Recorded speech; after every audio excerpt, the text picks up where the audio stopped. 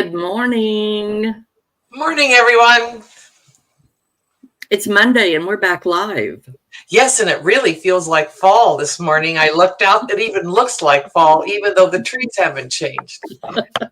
Well, I've got some yellow leaves in my grass and some yellowish blades in my lilies. So yeah, it's coming, but it does look like fall, and I have not opened the door yet, but I'm sure that it feels like fall, and it's going to really, I mean, it's only 57 degrees. So, Well, my dog likes it this morning because he's pretty hairy and furry, and so he likes these cool mornings. He has a bunch more energy. And I think that, every one of us looks out at the window and we see a little something different. A little different perspective, a little different lens that we're looking at life with. that is very true. Yes. And yeah, it is changing. It is changing. And like we talked about before we started, Debbie, it's the seasons, the changing of the seasons. And I'm so glad that I live in the Midwest. Yes. And I love all four of the seasons, and I could almost make a case for every one is my favorite, but I go ahead. Wherever I've been, I've always loved autumn best. Although I like spring because I could, and after being winters, we anticipate and can't hardly wait for spring. And so I love spring for that reason. And even winter, we were talking earlier that winter, we didn't like the extreme parts of winter, but the rest of the days are just fine because it's good to have a change. And I shared that even as an adult, I like to have a snow day. Which means, oh, phooey, I'm snowed in. I can't go out. I probably have to go shovel some snow, but not that I have to go out and drive in it if I don't want to. Well, when we moved here, the difference between what you guys consider a snow day and what I considered a snow day, because I lived in the Sierra Nevada mountains in California, and in order to close the schools, they had to A, have no power, or B, they had to have drifts of snow that were 3, 4, 5 feet before they closed the schools, because the buses all had chains on them. Right. So the chains are, constantly working on the buses. School buses just kind of come up there, those big yellow buses with the chains on them. So, we thought, oh, it's only an inch or two. The kids will go to school. Well, oh, no, it's a snow day. Okay, only an inch or two. How is that difficult?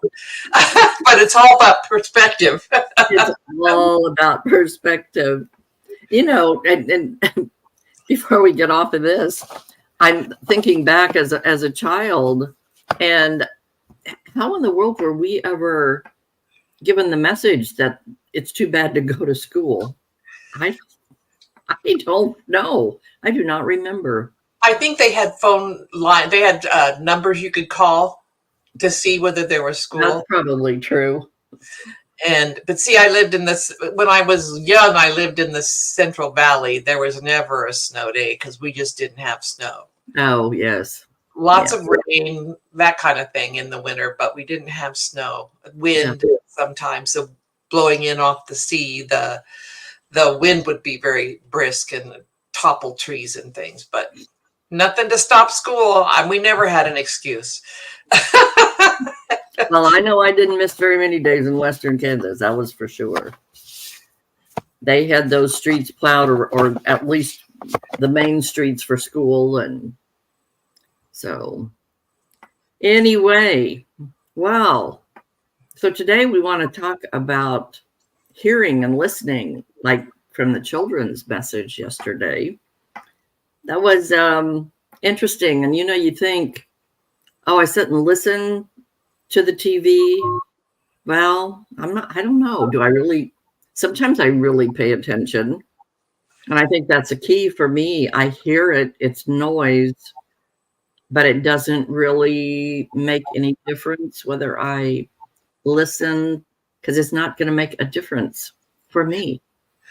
Well, I think sometimes we listen for key words. And if we hear certain types of words, or we hear a change in pitch or intensity of the newscaster's voice, then all of a sudden, something's shifted, something's changed, and we listen. But it's like there's something that has to catch us. So yeah, so I agree. I do that. If I hear a key word, if I hear a phrase that clicks with me, then yes, I do. I my ears perk up and I begin to listen. Well, it's kind of like your mom or your dad talking to you. I would always be, kids tune out mom because mom's always put your jacket on. Don't change your clothes. Eat your dinner. Put your clothes in the hamper. I mean, we're constantly telling them, stop that. No, don't do that. And they tune you out after a while because it's the same whole thing. Whereas when we deliver speech and we want to talk to someone, we talk from the heart. And that will always get my attention if I can hear that someone is speaking from their heart. But sometimes we have to look and we have to listen. We have to use all of our senses to engage. Yeah, we hear with our ears, but we listen with our heart. Yes. And you can only do that when your heart is open and ready to hear. Well, and I wanted to go over James 1 because I looked at a couple of different biblical interpretations. And one of the Bibles I looked at was the Message. And on the James verse, James 1, 22 through 24, don't fool yourself into thinking that you are a listener when you are anything but, letting the word go in one ear and out the other.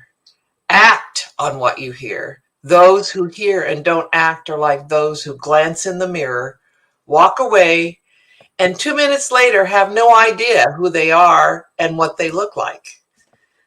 And then the voice said it a lot simpler. It said, put the word into action. If you think hearing is what matters most, you are going to find you've been deceived. You will find you have been deceived.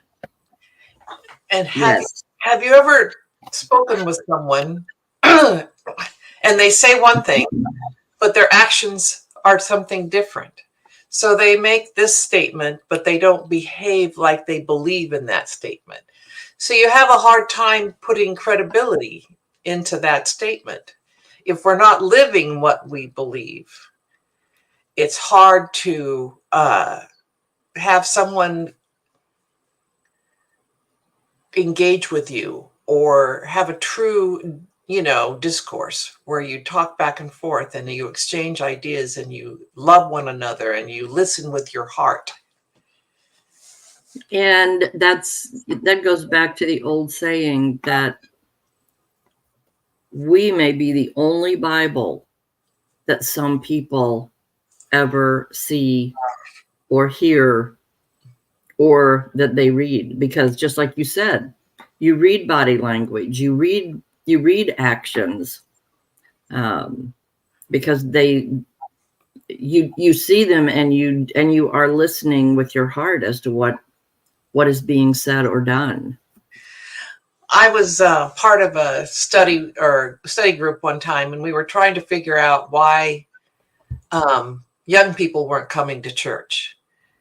And one of the resources we looked at said that young people, a certain generation, Gen Z or whatever it is, Gen X or whatever, if you're just talking and you're not living the talk, if you're not putting the word into action, they're not going to engage with you and they're going to walk away because they know kids are smart.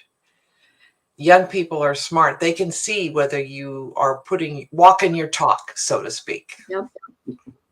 That you have to walk the talk. You have to talk the walk. Yes. It goes both ways. And Yes. that's why it's so important that we have our children's sermon, children's message Yes. every Sunday now, because that was such a critical part for my girls growing up, that they got to go down to the altar. They got to go down to the front of the church and be the center of attention while they heard and listened and saw the message play out in front of them. And that involves them. It involves their ears, but it also involves their heart and their spirit. One of the most important times for my kids growing up were the vacation Bible school. My daughter still remembers some of the Bible verses, Yeah. the different focuses that each vacation Bible school put forward. And it was really important. And I can remember serving at vacation Bible school once, and my job was to show up as Esther. And I had never read the book of Esther. I had no idea what it was about as an adult. And so when I had to get into the part of Esther and I read the story, and I thought to myself, well, where have I fallen short here? I didn't hear this message as a young person. But as an actor in the Vacation Bible School, I now knew who Esther was and what she did, and the amazing feat that she accomplished. But it was through those simple things, Vacation Bible School, the children's message, that shaped me. But what are we leaving for the young people today? The new adults coming along. What message are we leaving? Well, we certainly hope that what our actions are and what our words are inspiring them and helping them to create those memories that take you back to church, that take you back to the first. I remember the first Sunday school teacher that I had, and I think I've mentioned her name before, Nita Stewart. What an incredible lady. She was a grandma figure, which probably endeared her to me even more. But Vacation Bible School, those are very, very impressive, impressionable experiences that we have. And music was always one of my favorite parts of Bible school. Of course, at the time, I didn't realize, the songs that we were singing went along with the Bible verses and the Right. coloring and the stories and the lessons. But I have the joy down in my heart. That song pops up in my mind frequently. And that was the very favorite song at Bible school. And we sang it. We begged, can we sing it again? Can we sing it before we go home? I mean, it was very, very special.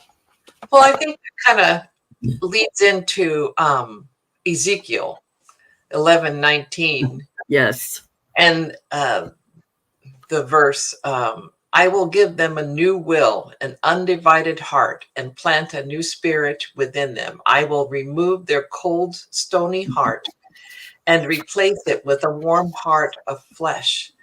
And I think those experiences, the children's message, Vacation Bible School, those are things we carry with us through our lives, and it's a foundation for everything else. And if we can live into those, I mean, it's hard to live into those sometimes in this world. There's conflict with what we see in the world and how we're supposed to live in the world. And I think that makes it very challenging.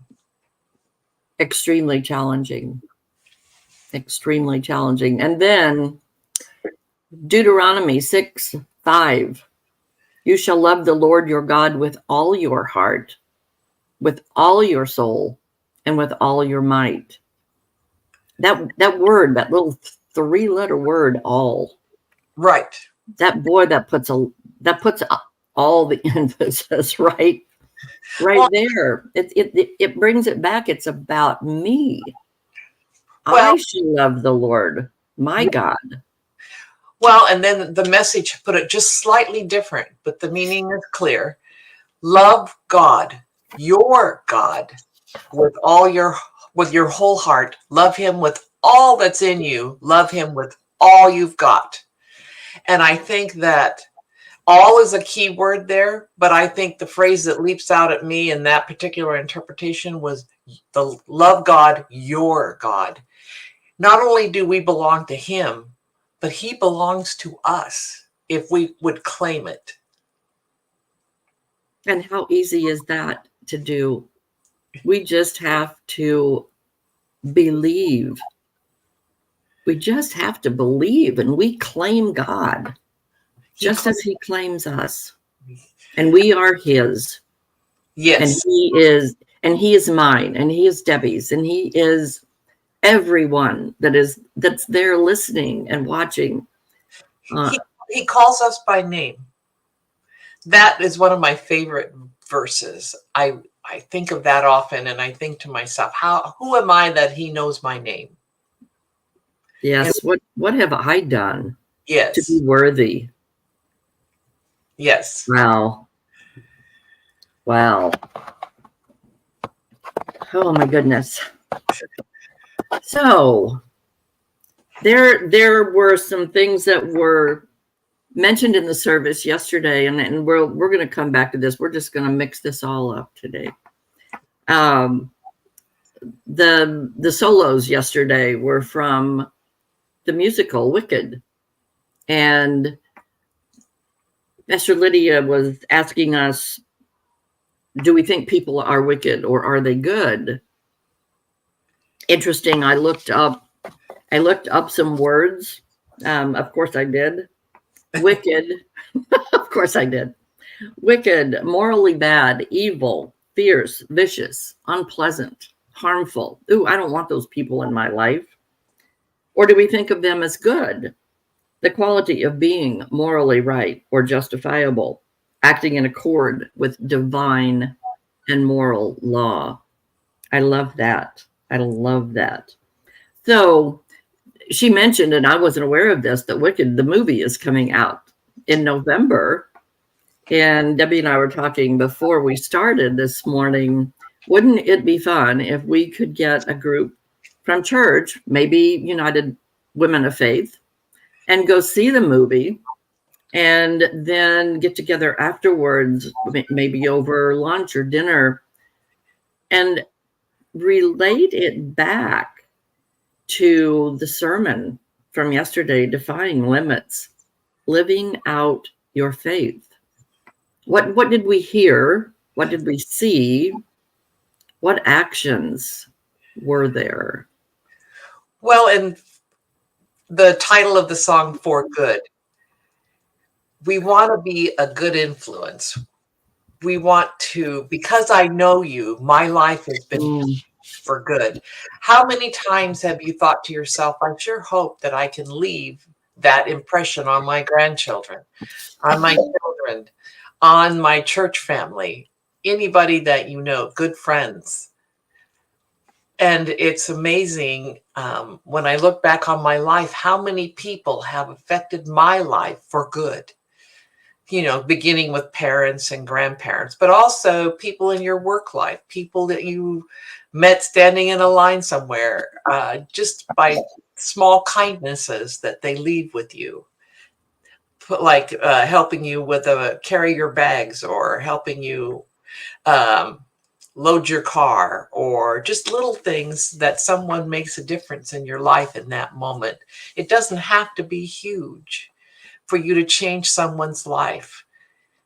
And that's what I think we hoped with the gentleman and his family from Uganda yesterday. I hope that we were able, as a church family, to change his life for good. I hope so too. He and his sons were such nice, good people. Mm-hmm. And it's very, very sad and very unfortunate that bad things happen to good people, to God-fearing people, and it's part of our responsibility It's part of our being a Christian and being good people to help others, make them feel welcome, include them. You know, and I was thinking how differently some of us live and how we grew up, and it's all those things. I mean, I was so blessed to grow up in a church. I Yes. didn't know any difference. It wasn't, oh, we're going to church this week, or no, we went every week, and it was just expected. I mean, it was part of my being to get up and go to church They every Sunday. were part of your family. Yes, part of the family. But yeah, and you know, there's so many things like growing up in church that make up who we are. All of those factors of things that you don't think about. Who were your friends when you were in school, in grade school, in high school? But what size of family did you come from? What size of high school? What town did you live in? What was the composition of your town? What was it? Country? Was it all city? Was it big? And all of those things affect us and make a difference on what is in my heart and what is in my head, how I receive what I hear, and what actions I take on what I hear. What is truth? What is opinion? And Yeah. what is perspective? Gosh, Debbie, thank you. I looked up words.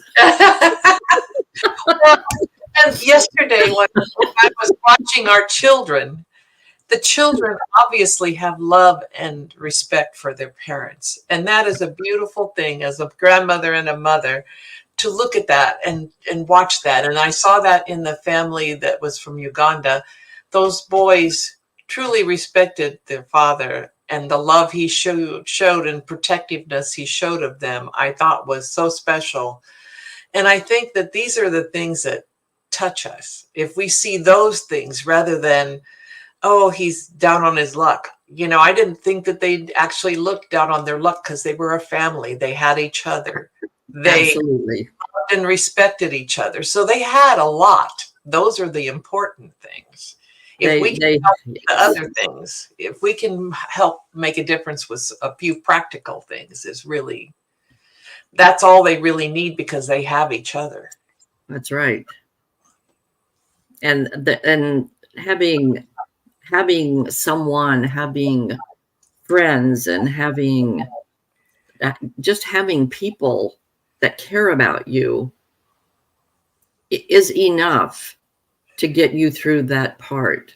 There's hard times that we all have ups and downs and good and bad things that happen to us, but God is always there. He is always there to help us and guide us. I without a doubt in my mind, God led him, and I can't remember what his first name is, but God led them to us because he knew that we were a welcoming, open church and that we could give some assistance to them. And they helped us. That was the thing. They did. That family touched me and made my worship experience more meaningful. It put the message into perspective. So I think that God sometimes brings people into our congregation and our family that are there for a purpose, but not necessarily for the one we thought we were going to get. That's yeah. Because I think we have to sometimes look at the different meaning versus the obvious. We have to look beyond the obvious to the subtle things that aren't as readily available. It's like looking out at a crisp fall morning, and you can tell that it's the seasons are changing, but unless you look deeply, you think, oh, it's just another morning and it's a ho-hum, and we don't look deeper into the day to see what is actually happening within us, happening with it. We have to listen with our hearts to nature. We have to listen to our hearts for people and with circumstances.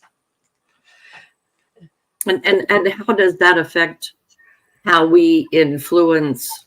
Yeah. Okay, Pastor Lydia just took the words right out of my mouth. How do our actions influence and help shape the world?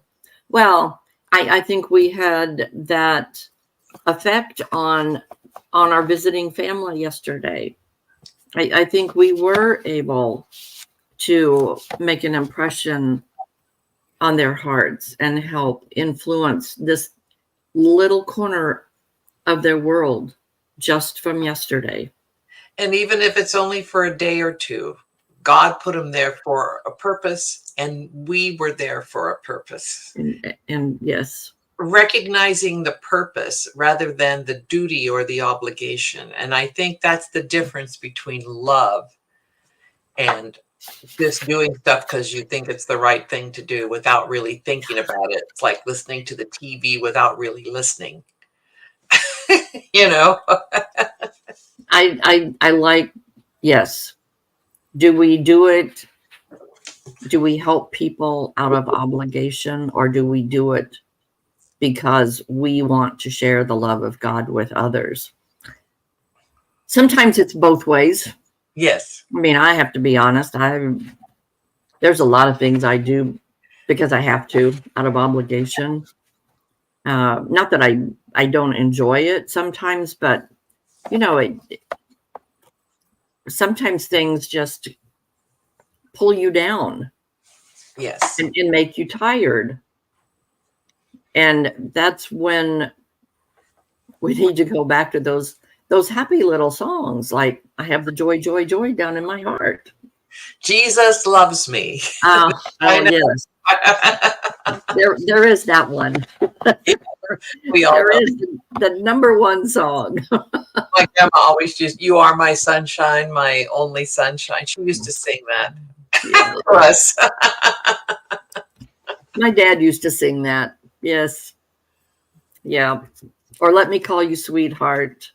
Those were very, and we knew that it was from his heart, and he meant the words, and there was no obligation there. That was truly from the heart. Living in the moment.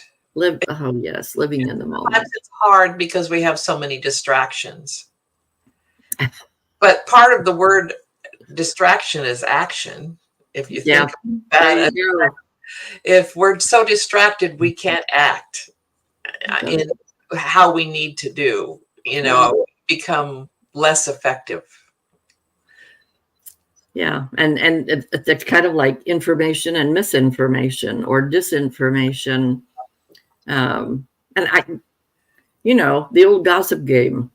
Information, it's information that starts, that by the time it gets back to the person that started it, it's probably a lot of misinformation. Right. It's all about interpretation. Well, and I don't think it's done on purpose. And I think what happens is we each have a lens we apply. That's right. We look at a situation, we look at it through our own lens, and sometimes that distorts the telling of the story to the next person. It does. We put our spin on it versus just the facts, ma'am. Just the facts. Just the fact. Thank you, Sergeant Friday. Yeah, I mean. Oh. Wow. I would like to close us out with the words from the song, the one song that Vicki sang yesterday, from Glinda and Elphaba, The Good Witch and the Wicked Witch. Something has changed within me. Something is not the same. I am through with playing by someone else's rules. Kiss me goodbye. I'm defying gravity, and you can't pull me down. Come with me. Think of what we could do together. Together, we're unlimited. Together, we'll be the greatest team there's ever been. We are all different backgrounds, different thoughts, different experiences. But when we work together, we accomplish so much. When we put our actions together, we can really, really make a difference. And we can accomplish things alone, but when we work together, we accomplish so much more. And that takes us back to Ezekiel. I will give them a new will, an undivided heart, and plant a new spirit within them. I will remove their cold, stony heart and replace it with a warm heart of flesh. Amen. May our hearts, our stony hearts, be replaced with hearts of flesh. And become united, not divided. Become united. Have a wonderful rest of your week and enjoy Labor Day today. That's right. We'll see you next week. Bye-bye now. Bye.